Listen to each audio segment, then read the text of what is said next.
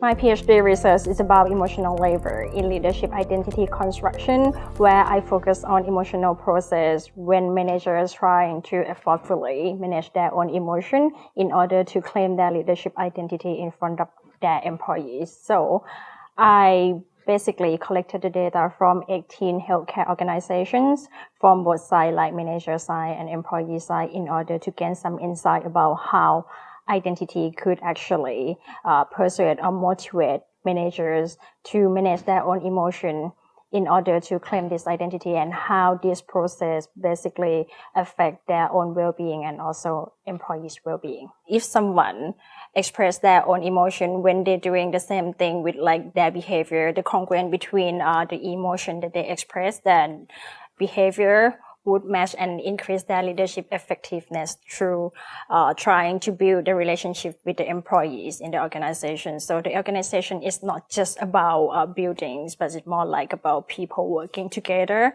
They have the interaction with each other. So at this point, I do believe that healthy relationships within the organization could create a wider organizational outcomes at the end.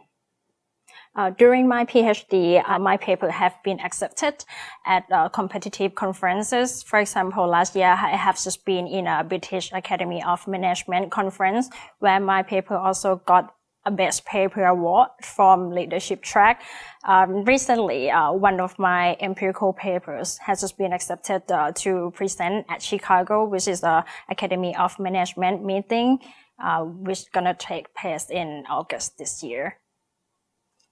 What I would advise myself in my first year is that I would think about the time management quite a lot, because the time management has become like one of the biggest challenges when I was in the first year of my PhD, and I was trying to balance between work and my life quite a lot. And I think you should have like a happy life before creating something very good for your research.